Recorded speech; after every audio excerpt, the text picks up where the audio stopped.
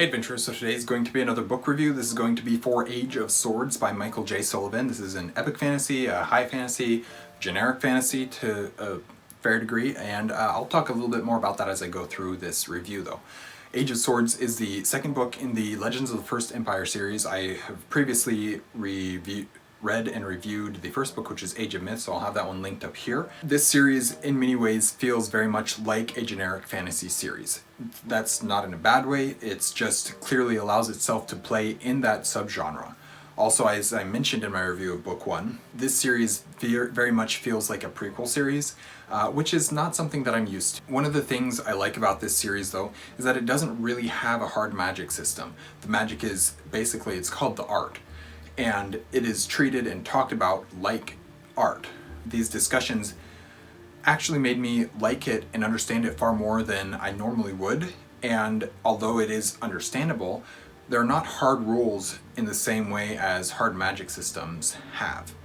I really appreciate the way that Sullivan approaches that here. I've had various discussions recently with people, recently meaning in the past year or two, with people regarding magic systems and regarding hard magic systems and soft magic systems and the difference between them. And then I've recently read On Fairy Stories, which is an essay by Tolkien. And in that essay, he talks a little bit about magic and what makes a fairy story versus what makes something not a fairy story, even if it is still fantasy. And part of that has to do with, because the terms weren't really created at that time, he didn't use them, but part of the discussion would be what we now call magic systems. And because of that, this term, or this magic system idea is in my head, as it always is, because I like fantasy. And I'm finding that I really enjoy a lot of the softer magic systems as well. I really like hard magic systems. I really like what Sanderson can do with them, as well as many other people. But I also am finding that I like allowing the story to just happen as it needs to with the softer magic systems that often are there. As far as the story itself goes, this one had a bit of a quest element to it, which I actually, the quest trope is one of my favorite tropes, and so I really almost always enjoy this trope. We also travel and we get to see more of the world, and we get to meet a new fantasy race here. There's also a fair bit of politicking that goes on here. The way that the politicking happens, though, is really interesting to me. We get two forms of it, that of the humans and that of the Fae race, which are basically elves, and I'll get to them in a second here. But the human politicking is very primitive feeling. It's very much clan leaders arguing over things and then clans getting ready to fight each other for power. The Fae, or the elf politics, is far more familiar to us and treated with an air of nobility and grace, but at the same time it also feels very much like our modern politics, where people say one thing and do a completely different thing, all the while backstabbing those around them as an attempt to amass power to themselves.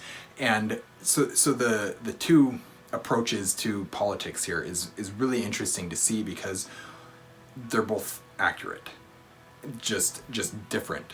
I've often said that I like seeing in-world politics in stories, and that's no different here. It is a good addition to the series, and because the elves are so advanced compared to the humans, the drastic difference between the two approaches actually works well as a world-building and storytelling device.